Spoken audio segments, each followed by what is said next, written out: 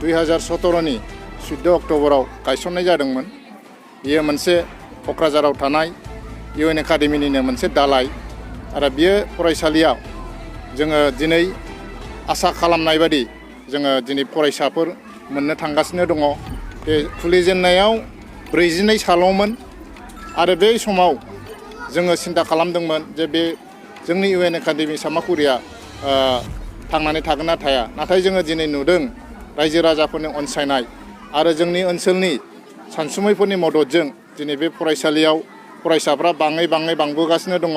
देग्लाय 2022 आरो 23 सोलोंथाइ बोसोराव जोङो 110 फरायसा मोननो हाबाय आरो देग्लाय जोङो मेट्रिक आनजाद होगोन गिबि खेबनि थाखाय। दा क्लास 10 जोङो दिनै मोनफैनो हाबाय। थ' जोंनो दिनै गेवलां मेलावहाय मिरु UN एकाडेमिनि डिरेक्टर कृष्ण गपाल बसुमतारिया नुजाफैदों, जोंखौ थुलुंगा होफैदों। बेजों लोगोसे जोंनि साहित्य बान्था मोनगिरि बा जोंनि ओनसोलनिनो सासे लिरगिरि हरिनारायण खाख्लारियाबो जोंनि फरायसाफोरनि लिरनाय वाल मेगाजिनखौ इन्जुर लाइसिखौ बेखेवनानै होफैदों। बेजों लोगोसे जोंनि बारग' फोरोंगिरि आरो ओनसोलनि जे गोरों गोराफ्रा बाहागो लानानै आरो गार्जेनफ्रा साफ्रोमबो गार्जेनफ्रा फैनानै बाहागो लाफैदों। बेखौ नुनानै जोङो जोबोद गोजोननाय मोनदों आरो उननि समाव जों मिजिं थिदों जोंनि बे फसंथाना साबसिननिफ्राय हामसिन जालांगोन।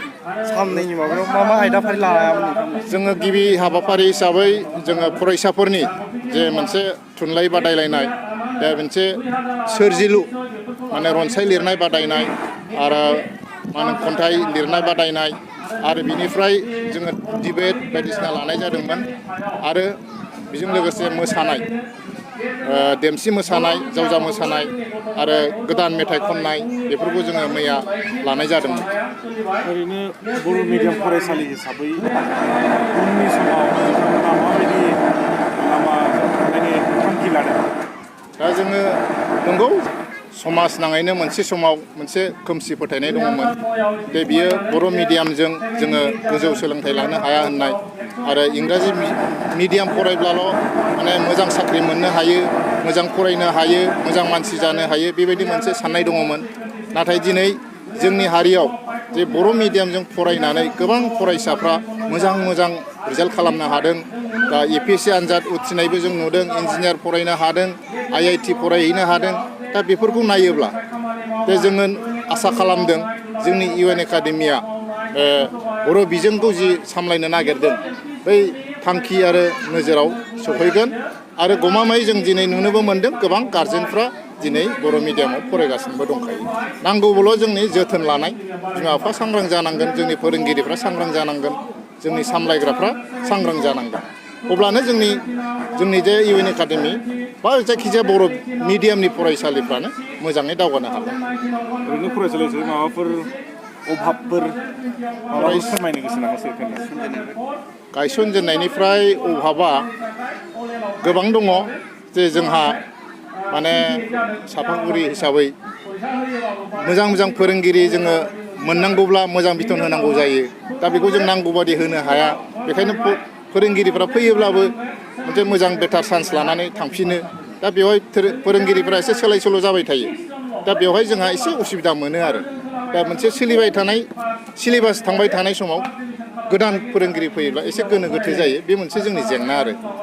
बेखायनो जोङो मोजां जुदि सेलारि होनो हानायमोनब्ला जोङो मोजां जागौमोन, मोजां फोरोंगिरि मोनगौमोन बे।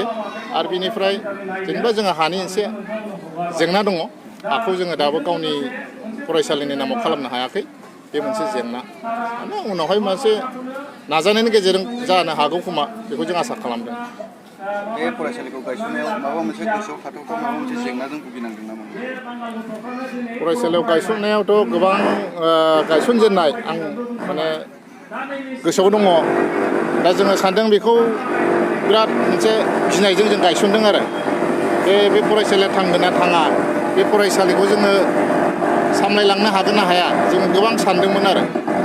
दा बेवहाय जोङो दा सानबाय बे सिगांफ्राव जायफ्रा जोंनि फरायसालि गायसननायखौ मिनिदोंमोन, मा बर' मिडियामनि फरायसालि जानाय नङा, बेबायदि मोनसे बुंनायाव जोङो एसे दुखु मोनदोंमोन, गिनाया बांसिन जादोंमोन। नाथाय जोङो एकदम गोसो होथाबनानै खामानिखौ मावजेनबाय एफा एनै रां खांनानै